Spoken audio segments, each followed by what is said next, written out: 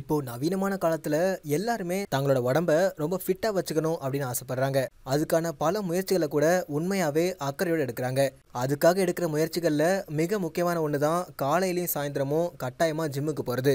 ஜிம்முக்கு போய் உடற்பயிற்சி செய்யறது மட்டும் முக்கியம் இல்ல, அதுக்கேற்ற மாதிரி ஊட்டச்சத்துக்கள் நிறைந்த உணவு எடுத்துக்கிறதும் உங்களுடைய டயட்டை மெயின்டைன் பண்ணுறதும் ரொம்ப முக்கியமான விஷயம்.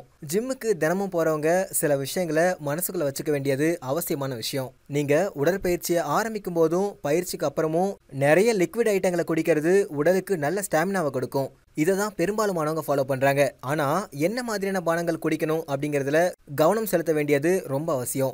என்ன குடிக்கணும் அப்படிங்கிறத விட என்ன குடிக்கக்கூடாது அப்படிங்கிறது ரொம்ப அவசியமாக தெரிஞ்சுக்க வேண்டிய விஷயம். அப்படி என்னென்ன பானங்கள் குடிக்கக்கூடாது அப்படிங்கிறத இந்த பதிவில் பார்க்க போகிறோம். உடற்பயிற்சி ஆரம்பிக்கும் போதே சில பானங்களை குடிச்சிட்டு முட்டை போன்ற ஏதாவது சில உணவுகளை சாப்பிட்றத பெரும்பாலுமானவங்க வழக்கமாக வச்சுருக்காங்க.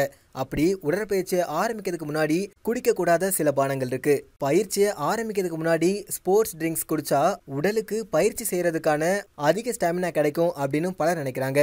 ஆனா அது தவறான விஷயம். ஏன்னா அதுல அதிக அளவுல சர்க்கரை இருக்கிறதால அது நம்ம உடலுடைய மெட்டபாலிசத்தை கெடுத்துரும். முடிஞ்ச வரைக்கும் வீட்டில் தயாரிக்கக்கூடிய ஃப்ரூட் ஜூஸ் குடிக்கிறது ரொம்ப நல்லது.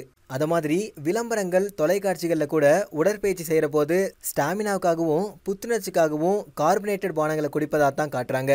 ஆனா அதையும் நாம கண்டிப்பா முற்றிலுமா தவிர்க்கணும். கார்பனேட்டட் பானங்கள்ல கூட சர்க்கரையோட அளவு அதிகமாக இருக்கும். இது உங்களுடைய உடலை கண்டிப்பா பாழாக்கிடும். அதுலயும் உடற்பயிற்சிக்கு முன்னாடி இதை குடிச்சிங்க அப்படின்னா வயிற்றில் வாய்வு தொல்லை, உடல்ல நீர் சத்து குறைபாடு போன்றவை ஏற்படுறதுக்கான வாய்ப்புகள் ரொம்பவே அதிகம்.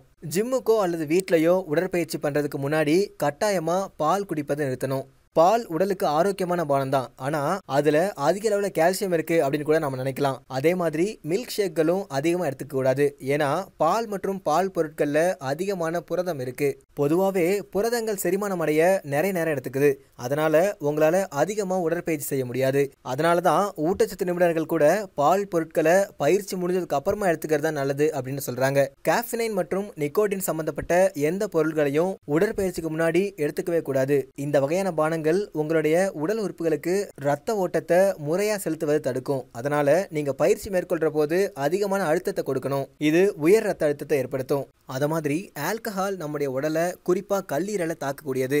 அதுலயும் உடற்பயிற்சியின் போது நம்முடைய ரத்த அழுத்தம் இயல்பை விட கூடுதலாகவே இருக்கும். அதனால கட்டாயமா உடற்பயிற்சிக்கு முன்னாடி ஆல்கஹால் எடுத்துக்கவே கூடாது. பொதுவாகவே ஃப்ரெஷ் ஜூசஸ் உடலுக்கு ரொம்ப ஆரோக்கியமானது. அது உண்மையிலே ஒரு நல்ல சாய்ஸ் தான். அதுக்காக பாக்கெட்களில் அடைக்கப்பட்ட சர்க்கரை சேர்க்கப்பட்ட பழச்சாறுகள் உங்களுடைய ஃப்ரக்டோஸ் அளவை அதிகரிச்சிடும். ஒருவேளை உங்களுக்கு பயிற்சிக்கு முன்னாடி நிச்சயமா ஏதாவது குடிக்கணும் அப்படின்னு நினைச்சீங்க அப்படின்னா வீட்டில் சிட்ரஸ் பழங்களான ஆரஞ்சு, லெமன், கிரேப் போன்ற பழங்கள்ல இருந்து இயற்கையா பிழிந்தெடுக்கப்பட்ட ஜூஸ் எடுத்துக்கிறது ரொம்ப நல்லது.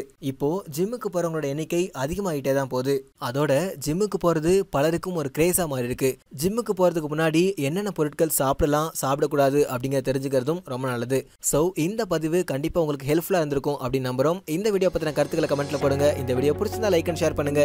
இது மாதிரி இன்னும் பல யூஸ்ஃபுல் டிப்ஸ் தெரிஞ்சுக்கணும் அப்படின்னா மறக்காம ஃப்ரூட் மிக்சர் சேனலை சப்ஸ்கிரைப் பண்ணுங்க.